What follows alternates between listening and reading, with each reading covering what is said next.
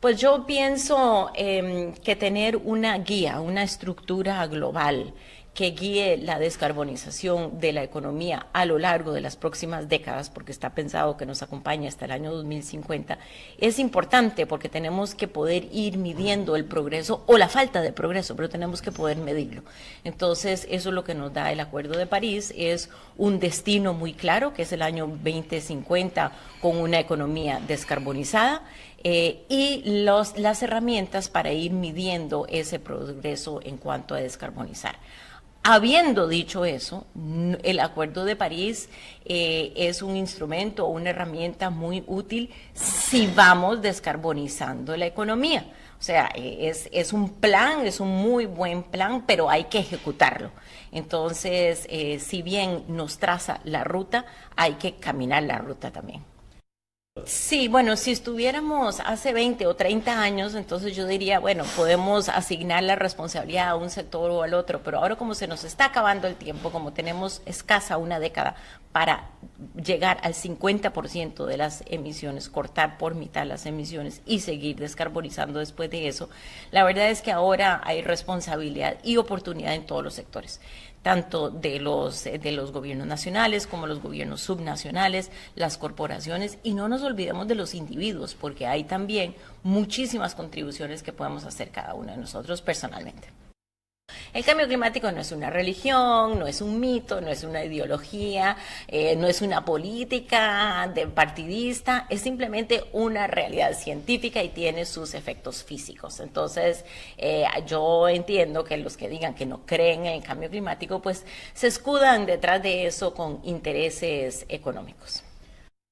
Bueno, por supuesto, o sea, hoy estamos con 60 millones de migrantes en el mundo, nunca hemos tenido tantos, 40 millones de esos están todavía dentro de su frontera nacional, 20 millones ya han salido de su frontera nacional, y si no hacemos la tarea con el cambio climático, ese número puede subir exponencialmente, porque pensemos que en el peor de los casos, en el peor de los escenarios, podríamos tener que todas las islas del Pacífico queden bajo el nivel del mar, podemos tener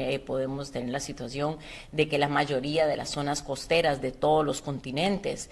tengan que ser evacuadas, y entonces por supuesto que habrá una migración muy fuerte hacia aquellos países que tienen zonas más altas. Entonces eso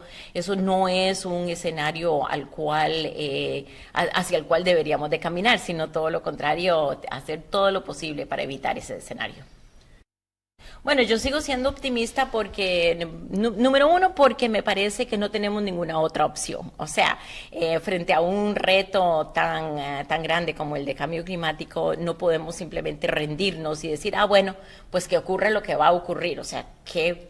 tipo de adultos y qué tipo de responsabilidad demostraríamos si simplemente nos rendimos frente a un reto de esta envergadura? Entonces, número uno, no tenemos ninguna otra opción más que asumir la responsabilidad y ponernos las botas en esto. Lo segundo de mi optimismo es que yo veo que estamos desarrollando vertiginosamente una gran cantidad de tecnologías que nos van a ayudar a descarbonizar la economía. Esas son tecnologías, por supuesto, de producción de energía eléctrica, son las tecnologías de inteligencia artificial, es todo lo que es digitalización. O sea, nosotros estamos frente a todo una revolución, lo que llaman la cuarta revolución industrial, que va a permitir un incremento exponencial en la eficiencia de la economía y en la descarbonización de la economía. Entonces, yo veo que aunque la política todavía esté turbia,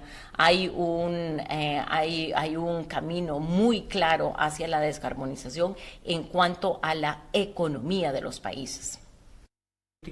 Sí, yo creo que hay un problema serio de comunicación porque creo que todavía estamos viviendo en la década